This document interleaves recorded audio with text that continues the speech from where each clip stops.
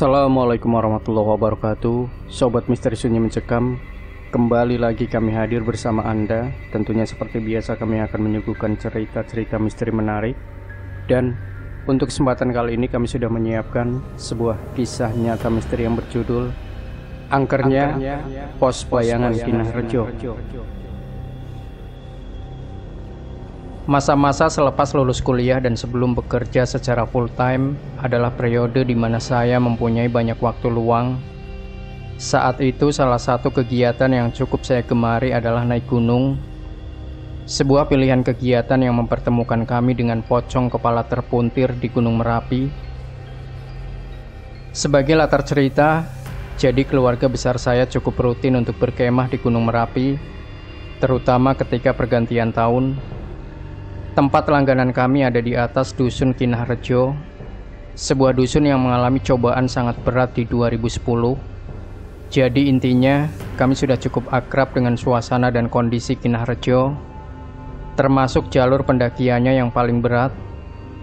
Seingat saya, untuk mencapai puncak Gunung Merapi, kamu bisa memilih 4 jalur, yaitu Selo, Babatan, Sapu Angin, dan Kinah Rejo. Selepas erupsi besar pada 2010, jalur Kinah Rejo sempat ditutup. Setelah tahun itu, keluarga kami sudah tidak pernah lagi berkemah di Gunung Merapi. Kisah saya dan keluarga serta kawan-kawan ketika bertemu pocong kepala terpuntir sendiri terjadi jauh sebelum 2010. Kalau membicarakan Gunung Merapi, banyak tema obrolan yang bisa termuntahkan dari bibir kita masing-masing. Namun saya berani bertaruh, pasti ada selentingan tema horor di antara tema pendakian yang seru dan menyenangkan. Tidak bisa dipungkiri, salah satu gunung api aktif di Indonesia memang lekat dengan mitos dan cerita seram. Nah, kalau soal tema horor dan Gunung Merapi, salah satu bahan obrolan pasti Pasar Bubrah. Lokasi sebelum daerah puncak ini memang sudah terkenal. Banyak kisah mendebarkan ketika berkemah di bawah Pasar Bubrah. Namun, apakah kamu pernah mendengar soal keangkeran pos bayangan dari jalur Kinah Rejo? Pos bayangan ini ada sebelum kamu mencapai pos 1, Sri Manganti, jalur Kinah Rejo.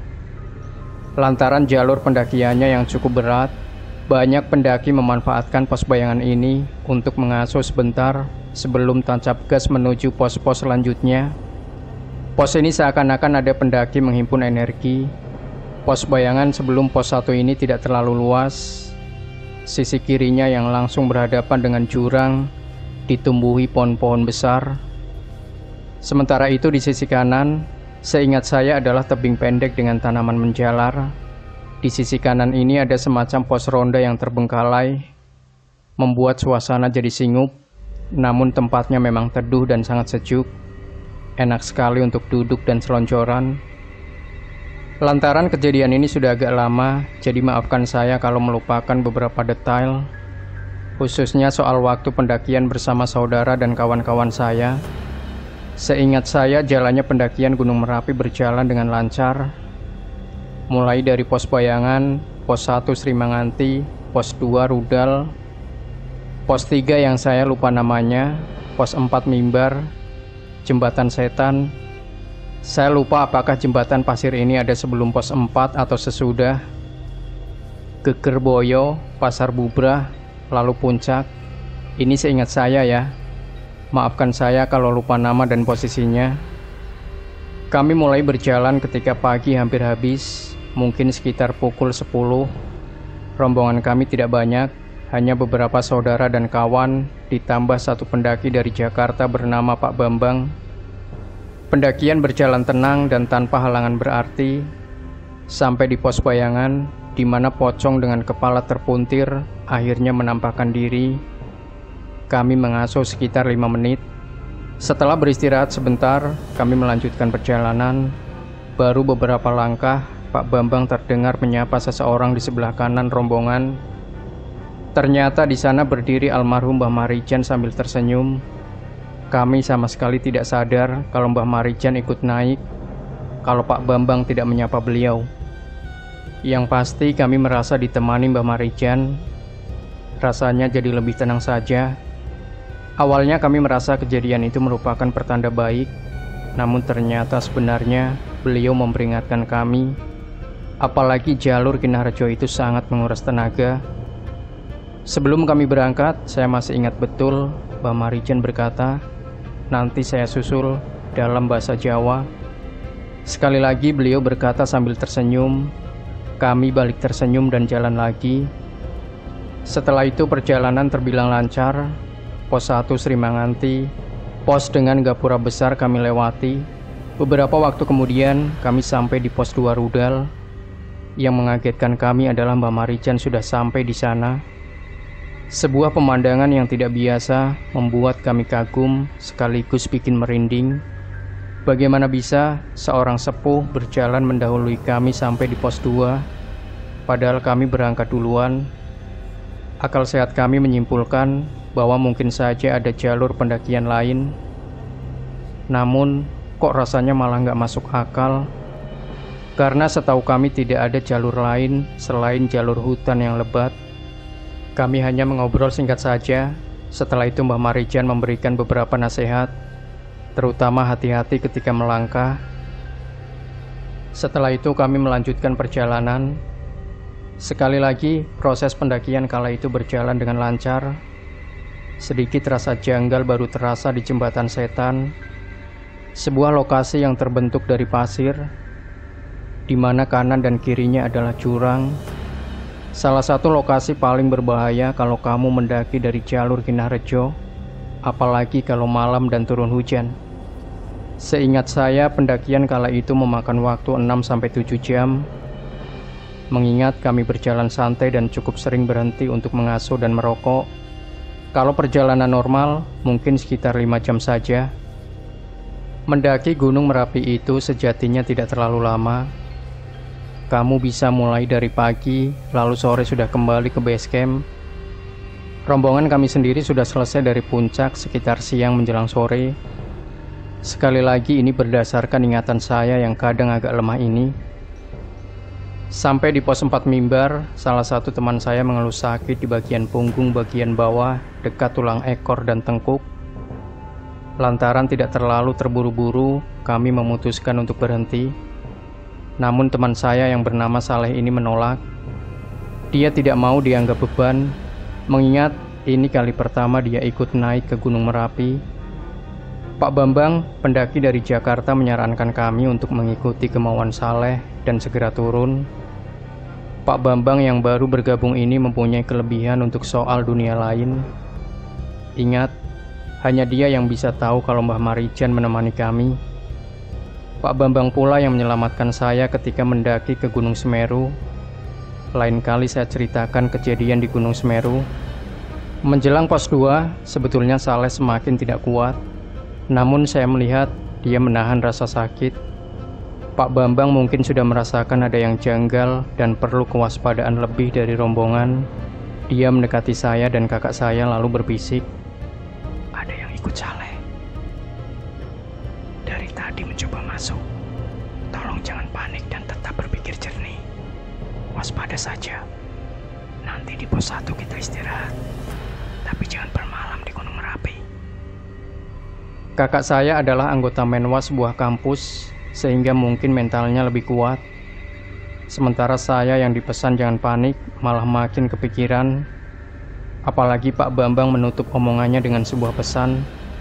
Yang ikut Saleh itu pocong, kepalanya terpuntir ke belakang. Sepertinya bukan asli dari Gunung Merapi.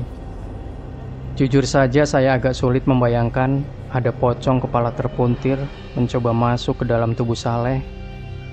Namun saya juga tidak bisa membantah Pak Bambang karena dia yang lebih tahu. Jalur Kinarjo seperti yang saya jelaskan memang cukup berat. Semakin berat di jalur turun, mengingat kita harus menahan beban. Banyak akar pohon menonjol di sepanjang jalan setapak yang menurun. Jadi kalau tidak hati-hati, kamu bisa tersandung dan jatuh di turunan. Seperti pesan Pak Bambang, kami istirahat sebentar di pos 1 Sri Manganti. Saleh sempat terbahan dan sakit di tulang ekornya reda. Namun pegal di tengkuk masih terasa dan kini dia mengeluh pusing. Nampaknya pocong itu semakin kuat mengeluarkan segala daya untuk merasuk ke tubuh Saleh. Sayangnya, kami tidak bisa istirahat lebih lama. Pak Bambang menegaskan bahwa kami harus segera meninggalkan Gunung Merapi. Maka meski berjalan pelan, kami harus segera turun. Sebelum meninggalkan pos 1, saya merasa sangat gelisah, terutama kami harus melewati pos Bayangan, sebuah pos yang konon angker. Sementara Saleh sedang bermasalah dengan pocong yang kepalanya terpuntir. Seakan-akan semua yang terjadi di perjalanan pulang saling menggenapkan. Sekitar 30-40 menit yang kami butuhkan untuk sampai di pos Bayangan. Sekali lagi karena Soleh kesakitan, mau tidak mau kami harus berhenti ketika memungkinkan. Lantaran sudah sampai di pos Bayangan, rombongan memutuskan untuk berhenti. Pak Bambang terlihat sangat khawatir. Dia bahkan tidak duduk untuk mengasuh barang sebentar.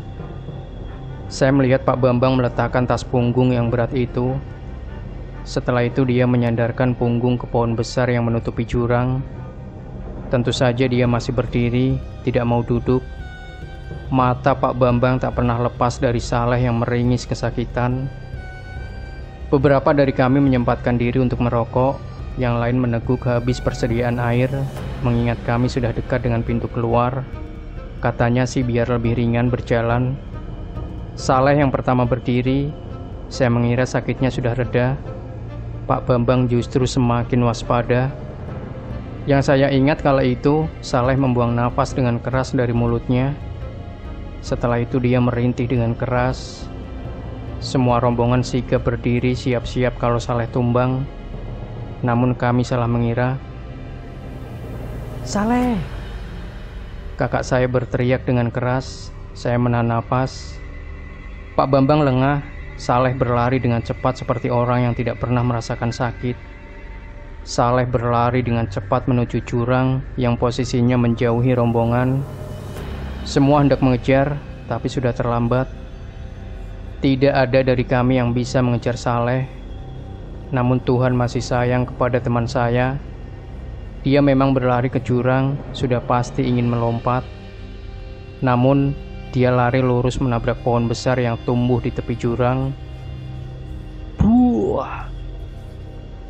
Saleh menabrak pohon, lalu tumbang terpental ke belakang. Dia langsung berdiri lalu berlari lagi. Sekali lagi, dia menabrak pohon dengan keras. Hidungnya berdarah, matanya merah. Ketika hendak untuk berdiri ketiga kalinya, rombongan kami berhasil menahannya. Kami menyeret Saleh menjauh dari jurang. Mata Saleh yang merah itu hanya fokus kepada pohon yang melindungi dia dari mulut jurang. Saleh memberontak, mengerang pendek lalu pingsan. Pak Bambang membaca doa di samping Saleh yang pingsan. Nafasnya memburu seperti baru saja lari maraton 10 km.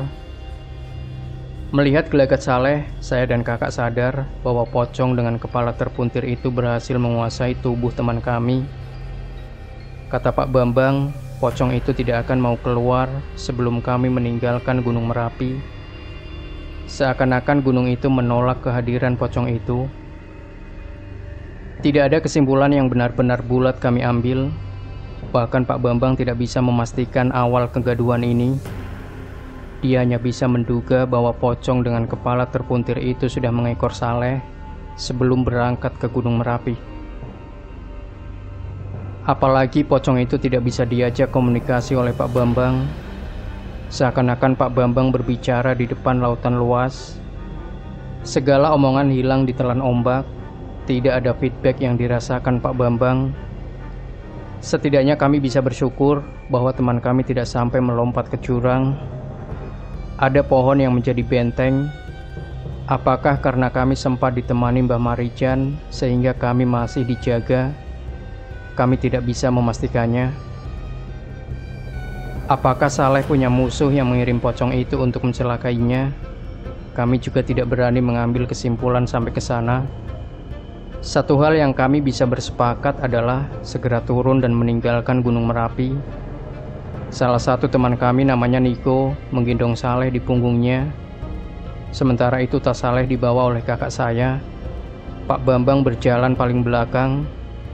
Beberapa kali dia menoleh ke belakang, ke arah pos ronda di pos bayangan Gunung Merapi yang singup itu. Begitu kami lepas dari kawasan Gunung Merapi, Saleh langsung sadar. Namun matanya masih merah dan sulit konsentrasi. Di dalam mobil, dia seperti orang yang kehilangan ingatan.